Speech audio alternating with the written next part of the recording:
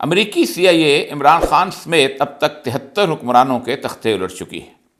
ان میں سے 2 افریقی ممالک کے سربراہ ایسے تھے جن کی عوامی مقبولیت اس قدر زیادہ تھی کہ انہیں بعد میں قتل کروا دیا گیا۔ ان میں سے ایک کانگو کا وزیر اعظم پیٹرس لوممبا اور دوسرا تھامس سنکارا جو بورکینا فاسو کا صدر تھا۔ پیٹرس لوممبا جمہوری طریقے سے 24 جون 1960 کو وزیر اعظم منتخب ہوا، لیکن 5 ستمبر کو اس کی حکومت کا ایک فوجی بغاوت کے ذریعے خاتمہ کر دیا گیا۔ لوممبا اپنی قوم میں اس قدر مقبول تھا کہ اسے برطرف کرنے کے فوراً بعد ہی ملک میں ہنگامے پھوٹ پڑے۔ اسے گرفتار کر کے ایک فوجی کیمپ تھائی سیوالی میں رکھا گیا، جہاں اسے کئی دن بھوکا رکھا جاتا اور اس پر تشدد کیا جاتا۔ دنیا اس سے اس لیے خوفزدہ تھی کہ کیونکہ پورا ملک اس کی رہائی کے لیے مسلسل مظاہرے کر رہا تھا۔ لوممبا کو ایک دن ایک دور دراز جنگل میں لے جایا گیا، جہاں بیلجیم کے فوجی کانگو کی فوج کے ہمراہ موجود تھے۔ پولیس کمشنر فرانسس ویشروئے کو اسے مارنے کا حکم دیا گیا، جس نے اپنے سپاہیوں کو لوممبا اور اس کے 2 ساتھیوں کو درخت کے ساتھ باندھنے کے لیے کہا اور پھر ان پر فائرنگ کروا دی، اور یوں 17 جنوری 1961 رات 11:40 پر انہیں گولیوں سے بھون دیا گیا۔ عوام کا خوف اس قدر تھا کہ اس کی موت کو چھپایا گیا، اور تقریباً 1 ماہ بعد ریڈیو پر یہ خبر نشر کی گئی کہ لوممبا اور اس کے 2 ساتھی کچھ عرصہ پہلے جیل سے فرار ہو گئے تھے، اور ان بھٹکتے ہوئے راہگیروں کو کچھ دیہاتیوں نے ڈاکو سمجھ کر قتل کر کے دفن کر دیا۔ وہ عالمی سطح پر اس قدر مقبول تھا کہ اس کے قتل کے فوراً بعد دنیا کے ہر بڑے شہر میں مظاہرے ہوئے۔ لندن میں لوگ ٹرفلگر اسکوائر میں جمع ہوئے اور انہوں نے بیلجیم کی ایمبیسی تک جا کر احتجاج کیا، جبکہ نیو یارک شہر کے مظاہرین اقوام متحدہ کی سیکورٹی کونسل کے سامنے اکٹھا ہو کر نعرے لگاتے رہے۔ اس کی موت کے بعد اس کا اپنا ملک کانگو آج تک امن سے محروم ہے۔ دوسری شخصیت تھامس سنکارا تھی، جسے افریقہ کا چی گویرا کہا جاتا ہے۔ وہ افریقہ کے بر اعظم کو مغربی طاقتوں کے چنگل سے چھڑانے کا نعرہ لے کر اٹھا تھا۔ وہ ایک چھوٹے سے ملک کا سربراہ تھا، مگر اس کی بات میں اس قدر جاذبیت تھی کہ دیگر ممالک کے لوگ بھی اس کو اپنا ہیرو سمجھنے لگے۔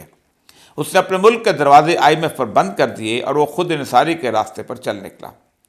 اس ملک میں ہر سال 50,000 بچے خناق اور زرد بخار سے مرتے تھے، لیکن اس نے صحت کی سہولیات اس قدر بڑھائیں کہ ملک بھر میں تمام 20 لاکھ بچوں کو حفاظتی ٹیکے لگا کر انہیں موت سے محفوظ کر دیا۔ اس نے زرعی اصلاحات کیں اور ڈرامائی انداز میں تعلیمی ادارے بنائے، جس سے شرح خواندگی بڑھنے لگی۔ اس نے بغیر کسی بیرونی امداد اپنی زرعی پیداوار نے 75% اضافہ کر لیا، 1 کروڑ درخت لگا لیے، جا بجا ڈیم بنائے، 100 کلومیٹر ریلوے لائن بچھائی، اور یہ سب کچھ اس نے صرف 3 سال کے عرصے یعنی 1983 سے 1986 تک مکمل کر لیا۔ اپنی قوم کو آبرومندانہ مقام تک لانے میں کامیابی نے CIA کو خوفزدہ کر دیا اور اسے 15 اکتوبر 1987 کو ایک فوجی بغاوت کے ذریعے قتل کر دیا گیا۔ افریقہ کے یہ دونوں لیڈر گزشتہ چند دہائیوں میں ابھرے اور امریکی CIA کی رجیم چینج پالیسی کے تحت قتل کر دیے گئے۔ ان دونوں کی قربانیوں کے مشعل سے ایک چراغ پیٹرک لوچ اونٹینیو لوممبا نے جنم لیا، جسے عرف عام میں PLO لوممبا کہا جاتا ہے۔ اس شخص کا تعلق کینیا سے ہے۔ یہ شخص خود کو پیٹرس لوممبا اور تھامس سنکارا سے متاثر قرار دیتا ہے اور ان دونوں کے نظریات پر دھواں دار تقریریں کرتا ہے۔ بنیادی طور پر ایک قانون دان ہے، اور وہ اس وقت کینیا کے اسکول آف لاء کا ڈائریکٹر ہے اور اپنی تقریروں سے عالمی طاقتوں کے ایوانوں میں زلزلہ پیدا کرتا رہتا ہے۔ اس کی اس تقریر کے اقتباسات پڑھیے اور سوچئے کہ جو کچھ وہ کہہ رہا ہے، کیا ایسا ہی کچھ ہمارے ملک پاکستان کے ساتھ بھی نہیں بیت رہا؟ لوممبا نے کہا، سوال یہ ہے کہ آپ اپنے بچوں کو کس قسم کا ملک دینا چاہتے ہیں؟ یہ میرا آپ کا مسئلہ نہیں، یہ آنے والی نسلوں کا مسئلہ ہے۔ جیسے ہی ہم اپنے لیڈروں کو منتخب کرتے ہیں تو آپ دیکھتے ہیں ان سے ملنے کے لیے مغربی دنیا کے بڑے بڑے لوگ آنا شروع ہو جائیں گے۔ آپ دیکھتے ہیں کہ بل گیٹس آیا ہے اور آپ کے صدر سے ملا ہے، ٹونی بلیئر آیا، میکرون آیا، سب آئے۔ انہوں نے ہمارے رہنماؤں سے ایک بات کہی کہ اگر تم اپنی زراعت یا ترقی کے لیے پیسے چاہتے ہو تو پھر اس قسم کا رویہ اختیار کرو جو ہم چاہتے ہیں۔ وہ اس طرح کا مطالبہ چین سے نہیں کرتے، بھارت، ویتنام اور کوریا سے نہیں کرتے، لیکن وہ افریقی ممالک سے ایسا مطالبہ ضرور کرتے ہیں۔ آج ہمارے ملک میں ورلڈ بینک اور IMF پھر واپس آ چکا ہے۔ وہ ہمیں حکم دیتے ہیں کہ تم نے یونیورسٹیوں میں کس طرح کے استاد رکھنے ہیں، کیا چیز بیچنی ہے اور کیا نہیں بیچنی ہے۔ یہ ایک خوفناک صورتحال ہے۔ افریقہ پر نظر دوڑاؤ، یہاں چینی آ رہے ہیں، امریکی، فرانسیسی، قطری سب آ رہے ہیں، ہم ان کو پہچانتے تک نہیں، لیکن ان سب لوگ ہمیں کنٹرول کرتے ہیں۔ اس بر اعظم نے ثابت کر کے دکھایا ہے کہ ہم ان عالمی طاقتوں کی مدد کے بغیر بھی ترقی کر سکتے ہیں، لیکن یہ ہمیں باہر سے آ کر بتاتے ہیں کہ ہمارے ہاں ان کی مدد کے بغیر ترقی ہو ہی نہیں سکتی، جیسے انہوں نے روانڈا کیا اور پھر اسے برباد کر کے رکھ دیا۔ انہوں نے پورے افریقہ کو 25 فون کوڈز میں تقسیم کر رکھا ہے تاکہ وہ ہمیں ایک دوسرے سے علیحدہ کریں۔ اگر تمام افریقہ کے ممالک اپنا ایک ٹیلی فون کوڈ اور سسٹم کرنے کا اعلان کر دیں تو اس چھوٹی سی بات پر بھی یہ لوگ ہم پر جنگ مسلط کر دیں گے۔